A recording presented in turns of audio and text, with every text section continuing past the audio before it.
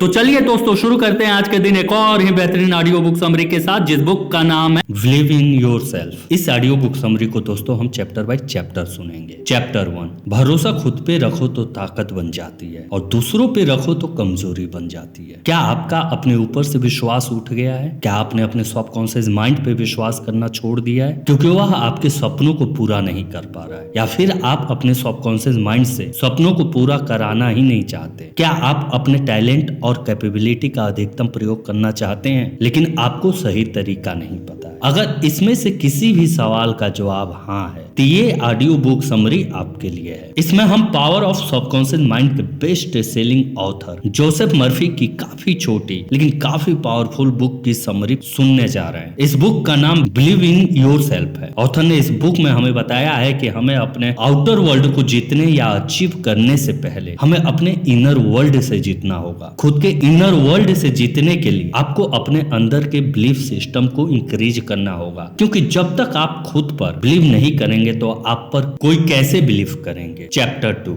हम सभी लोगों के पास एक कुदरती शक्ति है, लेकिन हम उस शक्ति को तब महसूस करते हैं जब हम अपने दिमाग से चीजों को समझते और देखने का तरीका बदलते हैं। यही वो शक्ति है जिससे हमारे मन में विश्वास आता है। जब हमारे मन में किसी चीज के प्रति विश्वास बन जाता है तब हमारे अंदर आत्मविश्वास उत्पन्न होने लगता है। एक बार एक आदमी ने 2 खूबसूरत पक्षी खरीदे। उसने अपने माली से कहा कि वह इन दोनों पक्षियों को प्रशिक्षित करे। थोड़े दिनों के बाद माली ने देखा कि उन दोनों पक्षियों में से एक ने उड़ना सीख लिया था जबकि दूसरा पक्षी उड़ नहीं पा रहा था। मतलब उसने कभी डाल छोड़ने की कोशिश नहीं की, वह हमेशा डाली पे बैठा रहता था। माली उस पक्षी को उड़ना सिखाने की बहुत कोशिश करता था लेकिन कोई फायदा नहीं हुआ। एक दिन जब मालिक ने उन दोनों पक्षियों को आसमान में उड़ते हुए देखा तो बहुत आश्चर्य में पड़ गया। उसने माली से पूछा, तुमने ऐसा कैसे कर लिया? तब उस माली ने कहा कि मैंने इस पक्षी को उड़ाने के लिए कई प्रयास किए लेकिन यह कभी उड़ने की कोशिश ही नहीं करता था, इसलिए मैंने उस डाली को ही काट दिया जिसमें वह बैठा करता था। ठीक उसी प्रकार ज्यादातर इंसान हमेशा अपने दुखों के साथ चिपके रहते हैं। वह कभी ये सोचते ही नहीं है कि इन दुखों के बिना जिंदगी कैसी होती है। हर इंसान की जिंदगी में दुख आता है तो नकारात्मक सोच उस पर हावी हो जाती है। उस समय उसको ना अपने आप पर न दूसरे लोगों पे न ही ब्रह्मांड की शक्ति पे विश्वास रहता है। ऐसी परिस्थिति में उसके पास 2 ही रास्ते बचते हैं। पहला, वह अपने मन की बात को मानकर निराशा के समंदर में डूबा रहे, और दूसरा, उस दुख को खत्म करने के लिए रास्ता खोजे। चैप्टर 3, आपकी फीलिंग ही आपके लिए सबसे बड़ा वेपन है। जब आप अपने लाइफ की सबसे बड़ी गोल सेटिंग और उसे विजुअलाइज करते हैं तब आपको वहां पे अपने इमोशन को जोड़ना होगा। ऑथर ने यहाँ पर भी कुछ चीजें नोटिस की है। हमारे फीलिंग और इमोशन की बहुत पावर होती है। हम जब अपने डिजायर को इमोशन और फीलिंग से कनेक्ट करते हैं तब वहां पे बहुत बड़ा रिजल्ट मिलता है। अगर आप ऐसे टारगेट सेट कर रहे हैं जो आपको मोटिवेट नहीं करता है तो वह आपके लिए वहां पे फीलिंग को लॉन्ग टर्म में कनेक्ट करना चैलेंजिंग लगेगा। लेकिन अगर आप रिजल्ट लाने की एक बर्निंग डिजायर रखते हैं तो आप नॉर्मली नियमित रूप से एक्शन लेते रहेंगे, अपने डेस्टिनेशन की तरफ आगे बढ़ते रहेंगे। लेकिन उससे पहले आपको अपनी बर्निंग डिजायर के लिए अवेयर रहना होगा। यह तभी संभव है जब आप अपने सबकॉन्शियस माइंड के साथ अपने रिलेशन को स्ट्रॉन्ग बनाएंगे। चैप्टर 4, एक बार ऑथर एक ग्रेट बिजनेसमैन से मिले। उस ग्रेट बिजनेसमैन ने ऑथर को बताया कि कैसे उसने अपने बिजनेस की शुरुआत एक छोटे से स्टोर से की थी। उसे कहा कि वह बड़े बड़े सपने देखता था, वह बहुत ही बड़ा ड्रीमर था। वह सोचता था कि उसकी एक बहुत बड़ी कंपनी होगी जिसकी ब्रांच पूरे देश में फैली होगी। उसने कहा वह अपने मन ही मन में बड़े बड़े ऑफिस, बिल्डिंग, फैक्ट्रीज और स्टोर की पिक्चर बनाया करता था। वह यह प्रैक्टिस रेगुलर और डिसिप्लिन वे में करता था। एक कंट्रोलेड इमेजिनेशन के साथ वह जानता था कि रेगुलर, कंट्रोलेड और डिसिप्लिन इमेजिनेशन से वह अपने सपनों को पूरा कर सकता है। इससे वह अपने अंदर एक मैजिकल एनर्जी को फील करता था। इससे उसे काम करने की इंस्पिरेशन और मोटिवेशन मिलती थी। धीरे धीरे वह लॉ ऑफ अट्रैक्शन की पावर से वह सब कुछ अट्रैक्ट करने लगा जिसकी उसने एक कंट्रोलेड इमेजिनेशन की थी। उसने लॉ ऑफ अट्रैक्शन को यूज करके अपने सपनों को रियलिटी बना दिया। उसने वह सब कुछ पा लिया जिसकी उसने कंट्रोलेड इमेजिनेशन की थी। इसे हम एक डिसिप्लिन इमेजिनेशन भी कह सकते हैं। वह जब तक जिया तब तक अपनी हर इच्छा को पूरी करता रहा। ऑथर को बिजनेसमैन की कही हुई बात एक लाइन खास तौर पे पसंद आई। अपने आप को एक सफल व्यक्ति के रूप में इमेजिन करना जितना आसान है उतना ही आसान असफल के रूप में इमेजिन करना है, लेकिन यह बहुत ही रोमांचक है। ऑथर एक ड्रीमर है, उनके मन में वह पिक्चर और गोल्स हैं जो पाना चाहते हैं। वह जानते हैं कि एक क्रिएटिव पावर उनकी इमेजिनेशन पे रिएक्ट करेगी। हम जो कंट्रोलेड इमेजिनेशन करते हैं वह फीलिंग से डेवलप होती है। Teacher of mental science Thomas storm ने कहा है कि feeling is the law is the feeling. Feeling he power का सोर्स है। रिजल्ट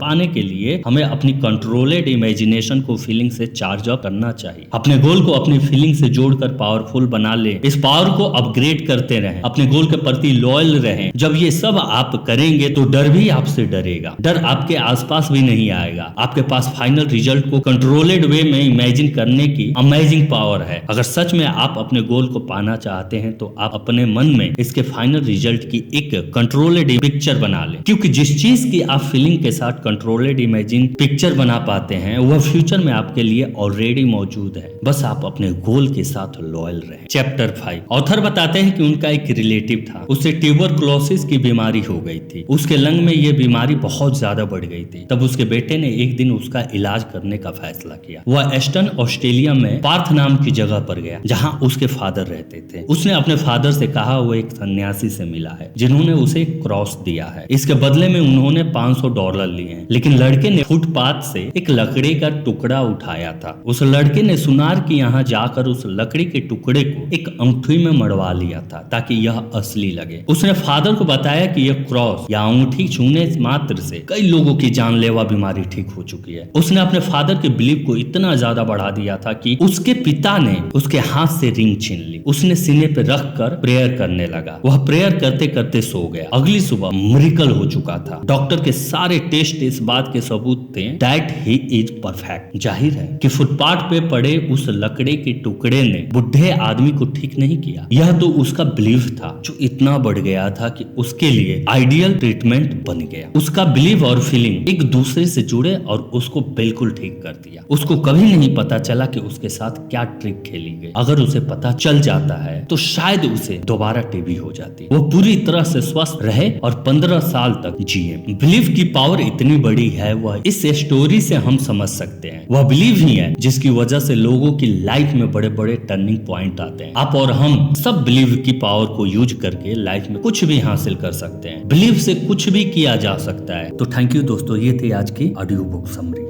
दोस्तों ऑथर ने अपनी इस किताब में बहुत सारे विषय पे चर्चा किया है। उनमें से कुछ पॉइंट्स को हमने यहाँ आपके सामने रखा है। उम्मीद है कि आपको पसंद आए होंगे। अगर आप इसे पूरा पढ़ना चाहते हैं तो आप इसे अमेज़न से खरीद सकते हैं। इस किताब की लिंक हमारे डिस्क्रिप्शन बॉक्स में मिल जाएगी। तो थैंक यू दोस्तों अपना कीमती समय देने के लिए। तो इसे अपने दोस्तों के साथ अवश्य शेयर करें और आपको दिल से धन्यवाद अपना कीमती समय देने के लिए। दोस्तों आप लोगों से एक अनुरोध और रिक्वेस्ट है कि प्लीज हमारे चैनल को सब्सक्राइब कर दीजिए। हम आपकी नॉलेज को इंक्रीजिंग तो करते हैं please. Thank you for watching book is brain. हमारे चैनल को लाइक कर दे, सब्सक्राइब कर दे, कमेंट कर दे।